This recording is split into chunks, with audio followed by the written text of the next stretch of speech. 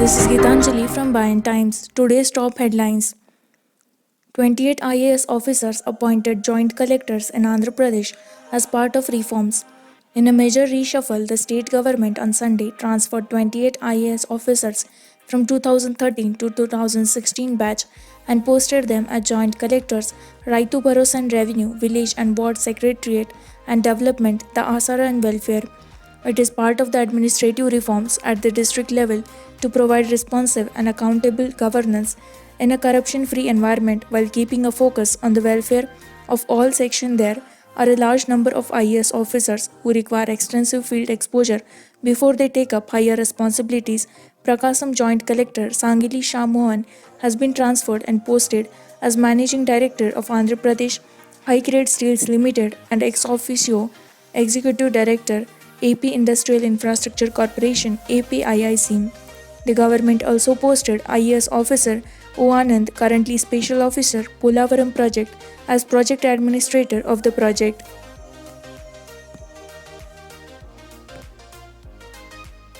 $10,050 megawatt mega solar power plants to come up in two phases in Andhra Pradesh. As part of supplying reliable power to agriculture sector on a permanent basis, the power utilities have laid special focus on taking up works of 10,050 megawatt mega solar plants to supply free power to all agricultural feeders. The mega solar project will be implemented in two phases as the project is estimated to cost Rs 4,855 crore. They said that in the first phase, works related to 4,550 megawatt power plants would be taken up, followed by 5,500 megawatt in the second phase. 9 locations have been identified in Anantapur 2, Kadapa 3, Kurnool 10 and Prakasam 3 districts.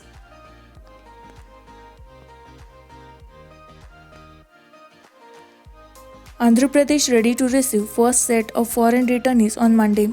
With the first batch of foreign returnees set to land here on Monday, the Andhra Pradesh government has made adequate arrangements for their arrival. Arrangements including screening, medical and transport have been made at the 3 airports in the state for returnees from the US and the other countries. Arrangements have been made at Visakhapatnam, Tirupati and Vijayawada airports for the returnees. All those expenses will be borne by the state, said an official. On arrival, the returnees will be directly sent to the dedicated quarantine centers and special vehicles as per the order of the Chief Minister Y.S. Jagannath Reddy issued here on Sunday. Reviewing the lockdown scenario, he asked the officials to focus on the control measures to be taken at 11 checkposts along entry points to the state and develop a standard operational guides.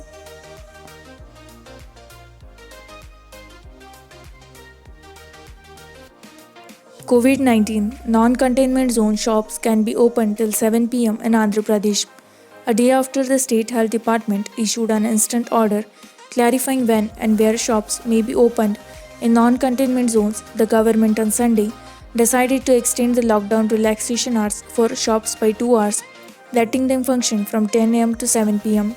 A decision to this effect was taken during a review meeting chaired by Chief Minister Y.S. Jagannath Reddy.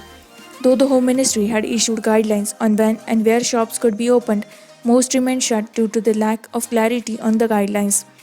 Following a request from the Chamber of Commerce and other trade organizations, the State Health Department issued a clarification on Saturday.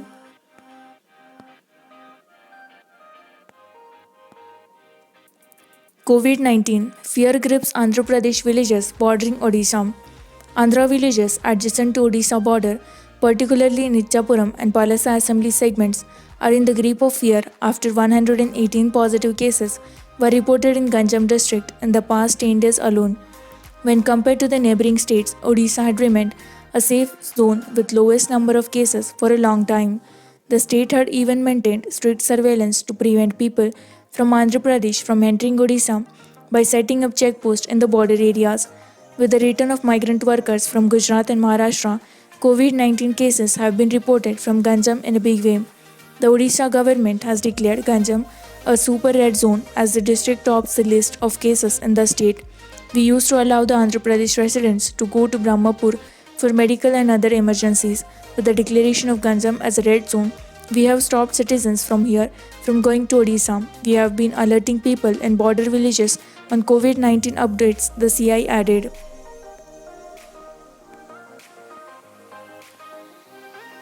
After 1 week's gap, Prakasam reports 2 new coronavirus cases.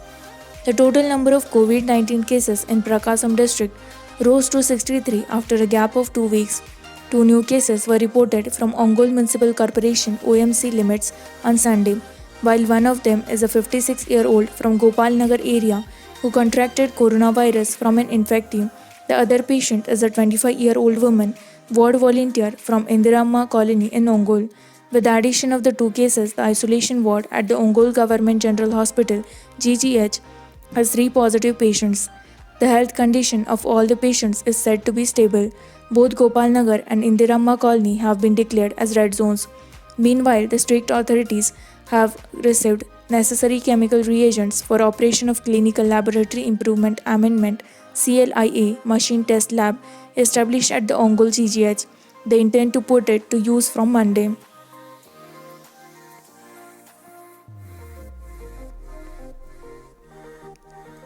COVID-19 tally in Andhra Pradesh breaches 2000 mark, tally at 2018. COVID-19 cases in Andhra Pradesh breached 2000 mark and now stands at 2018 with another 38 new cases reported in the last 24 hours by 9 am on Monday. A total of 7,409 samples were tested between 9 am on Sunday and 9 am on Monday. There were no deaths reported in the last 24 hours, while the number of discharged increased to 998 with 73 people discharged. The number of recoveries is higher than the number of fresh cases reported. According to the media bulletin issued by the State Command Control Room Health on Monday morning, out of the 38 new cases reported, 9 were in Chittoor district, taking the total number of cases in the district to 121. Among the 9 people tested positive in Chittoor, 8 of them were those who visited the Coimbatore market in Chennai, Tamil Nadu and returned.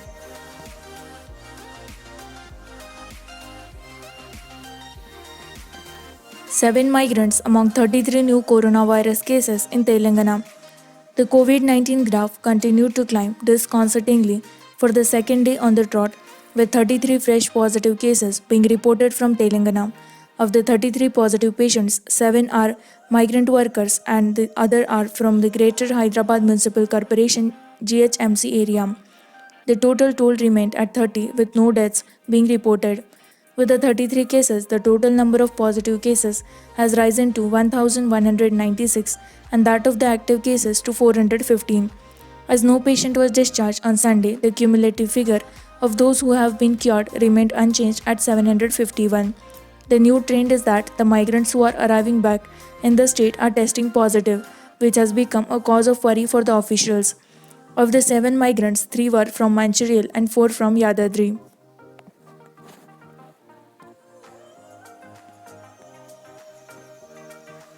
Lockdown. TSRTC officials await government nod to resume services. Amid speculations that the state cabinet is likely to take a decision on resuming Telangana State Road Transport Corporation TSRTC services during its meeting scheduled for the May 15, the district RTC officials are busy making arrangements to immediately restart the services if the government gives a green signal. All the transportation services in the state were dismissed by the government soon after the announcement of the lockdown around 48 days ago to contain the spread of the deadly coronavirus, suffering a huge revenue loss. Now the state government is considering safe ways to resume the services in at least green zones. According to sources, the center is also on the same page with the state government on providing some relaxations to the public transportation systems. Official sources told the Express that the state cabinet is likely to take a decision on resuming the RTC services while reviewing the COVID-19 and lockdown situation on May 15.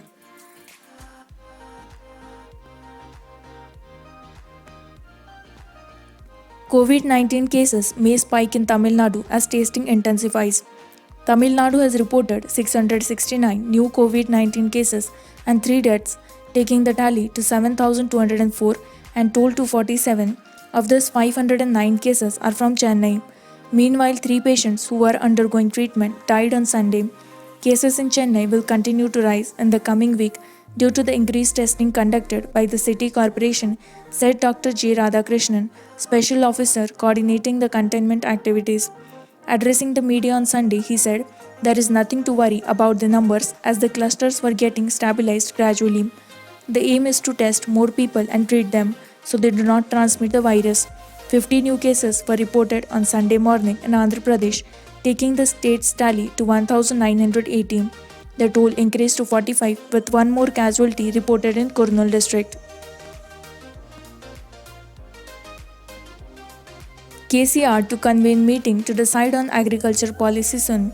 Chief Minister K. Chandrasekhar Rao on Sunday decided to call a meeting soon with all the agriculture officers working at the field level to discuss the policy that he wants to bring forth to help farmers get a better price for their produce. The Chief Minister, during a review meeting on agriculture with officials and experts at Pragati Bhavan on Sunday, felt that farmers should go in for diversification of crops instead of cultivating a same crop. This way, they could avoid incurring losses, he said. He discussed what crops should be grown in how much area and what should be the post harvest strategy for marketing the produce. The Chief Minister, after his meeting with the agriculture officers at field level, would speak to agricultural extension officers and representatives of Raitu Bandhu committees over video conference for their opinion on evolving the policy.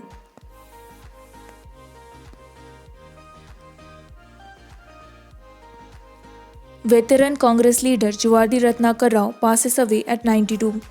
Senior Congress leader and former minister Juvardi Ratnakar Rao, 92, died at a private hospital here on Sunday after prolonged illness. A three-time MLA, he also served as the endowments minister in the erstwhile Andhra Pradesh state cabinet of Y.S. Rajshekhar Reddy from 2006 to 2009. He is survived by wife and three sons. Party leaders paid their last respects to the leader at his residence in Karimnagar. BC Welfare Minister Gangula Kalmalakar too paid a floral tribute. Meanwhile, Chief Minister K. Chandrasekhar Rao also expressed his condolences to the family of Ratnakar Rao.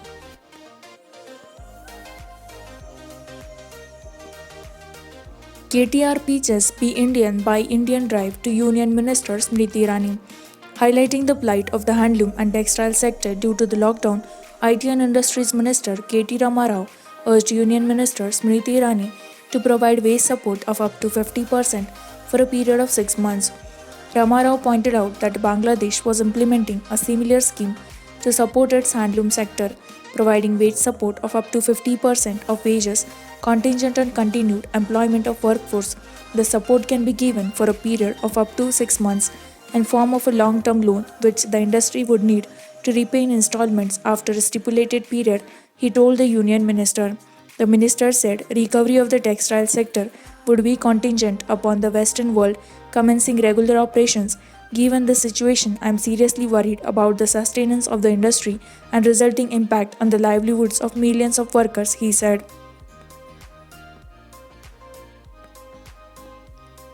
COVID-19, migrants in Telangana becoming victims of insensitivity, says the TPCC chief. The TPCC COVID-19 task force organized a video conference on Sunday to discuss the issues related to migrant laborers and the unorganized sector. During the discussion, TPCC chief N. Uttam Kumar Reddy expressed shock over the tragic death of 16 migrant laborers who were run over by a train near Aurangabad. He said laborers were becoming victims of insensitivity of the central and state governments. There were no preparedness for the lockdown and the kind of implications it would have on the poorest of the poor, daily wage earners and unorganized sectors, he added. Meanwhile, EICC spokesperson Shravan was appointed as the convener of the subgroup under task force to look into the issue of migrant laborers in Telangana.